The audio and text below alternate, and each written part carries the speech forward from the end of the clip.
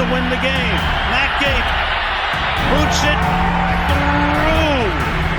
And the Rams, by the hair of their skinny teeth. Looking to the end zone for the win. He caught it. Ball game. Chiefs to the championship game. Holy cow. Hello YouTubers, I'm going to skip the formalities today because last weekend was some of the most pulse-pounding moments in modern football. The 2022 Divisional Playoffs went beyond our expectations. I am still in awe at all four of these games. The Cincinnati Bengals pulled an upset and defeated the Tennessee Titans 19-16. The 49ers went to Green Bay and shut down the Packers offense, winning on a last-second field goal 13-10. And what's funnier about that game was that the only touchdown scored by the Niners was a blocked punt returned for a touchdown. The LA Rams held their ground and prevented Tom Brady from another comeback. The Rams won 30-27. They led at halftime 20-3. Kansas City, Buffalo. What a great playoff game. That was probably one of the greatest games I had ever witnessed. The Bills had the lead 36-33 very, very late in the fourth quarter. And when I mean late, 13 seconds. 13 seconds was all that was left.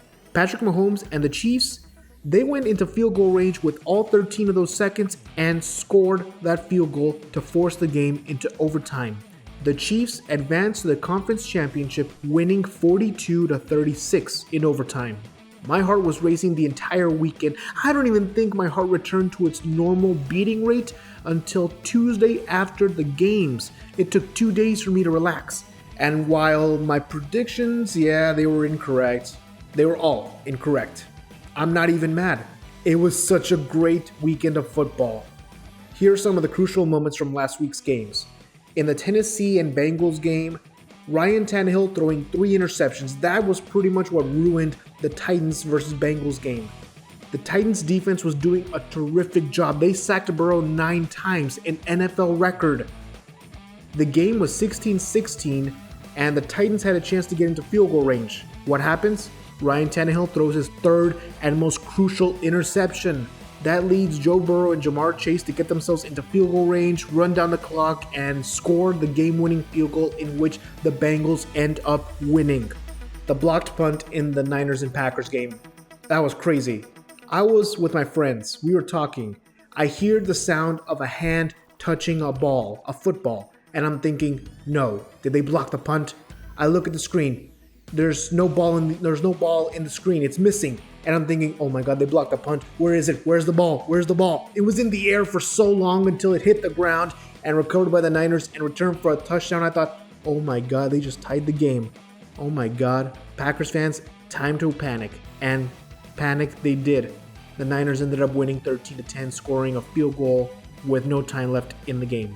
Now, the Rams and Bucs game, that was awesome. I was fully convinced Tom Brady was going to pull a comeback at halftime. The Rams fumbled the ball 4 times. Brady got the Buccaneers to tie the game 27-27 in the fourth quarter with less than a minute. And everybody's thinking, we're going to go to overtime. Brady's going to do what he did to the Falcons in the Super Bowl. The Rams are not going to recover from this. But what happens? Cooper Kupp. Who left him wide open? That was crazy. If he was not open, the Rams would have gone to overtime. Brady might have had a chance to win the game in overtime, and that could have really destroyed the Rams mentally because that was just an amazing potential comeback. But instead, Cooper Kupp gets wide open. He makes the catch. The Rams go to field goal range, and what happens? The Rams kick a field goal to win 30-27. All right, Bills and Chiefs game. That game set a lot of high standards. That was one of the highest scoring games that I have ever witnessed. One thing I didn't expect was that Josh Allen was going to throw 4 touchdowns, all of them to one wide receiver. That is Gabriel Davis, who scored 4 touchdowns in that playoff game, something that not even the legendary Jerry Rice has ever done. In the fourth quarter, the Chiefs had the lead 26-21. Josh Allen then throws a touchdown, and with the help of a 2-point conversion, they retook the lead 29-26. So, What do the Chiefs do? I mean, with about a minute 50 left in the game, they scored a touchdown in 50 seconds. Tyreek the Cheetah Hill, fastest man alive, no big deal. So now we're back at it, and now the Chiefs are leading 33-29. 1 minute left in the game. What happens now? We're thinking, can Josh Allen score in less than a minute? Yeah, he scored in less than 40 seconds. And to who? Gabriel Davis. Davis was open again for the touchdown.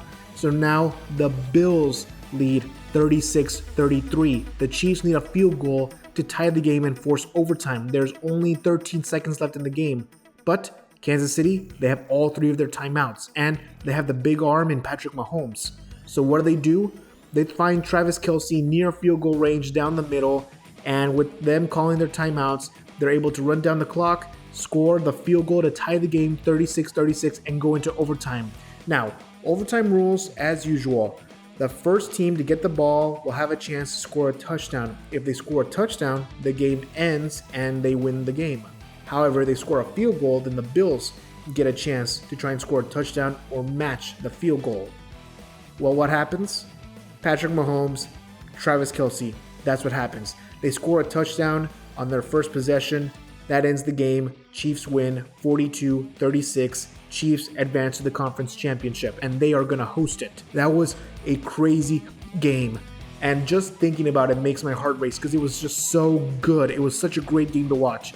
And Josh Allen did a terrific job. He made his money's worth. Patrick Mahomes is definitely worth $50 million a year. He is so good.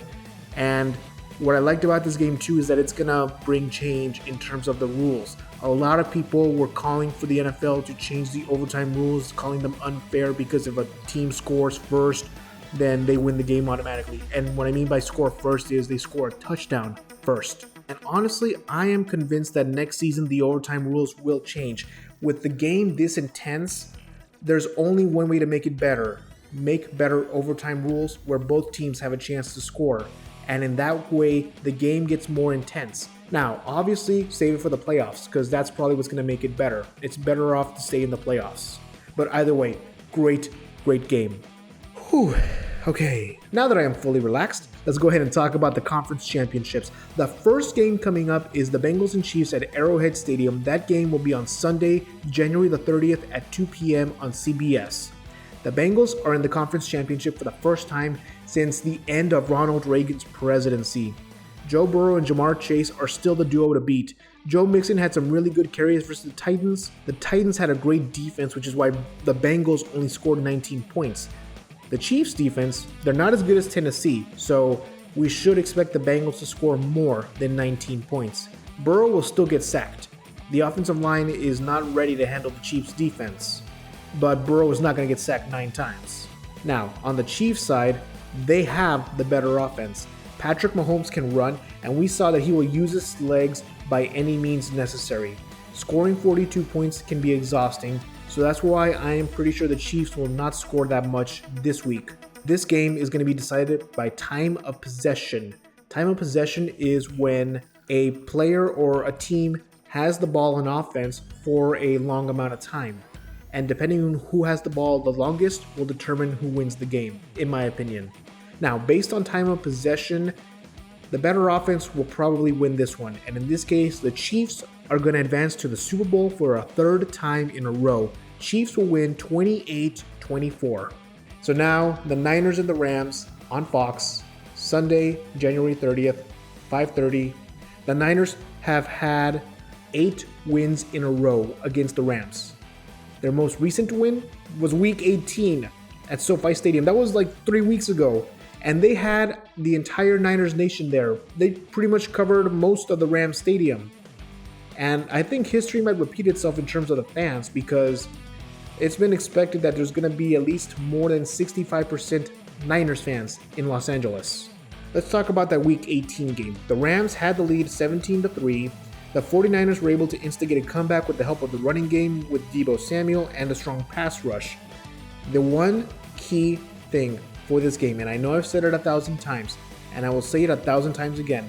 Jimmy G, if the Niners want to win, Jimmy Garoppolo is going to have to throw for at least 250 yards and 2 touchdowns, just like he did in the last game against the Rams. The only difference is that he cannot throw any interceptions. More than one interception could kill this game. Now, with all that in mind, the Rams have a good offense. They're getting better. Their chemistry is doing good. But the Niners defense has been carrying the 49ers all season. The running game is really good. I think the 49ers are going to repeat themselves and go back to the Super Bowl and face the Kansas City Chiefs again. So the 49ers are going to win 21-20. All right, guys, hopefully my predictions are correct. Who do you believe is going to the Super Bowl? Should the overtime rules change? Let me know in the comments below, and I will see you next time.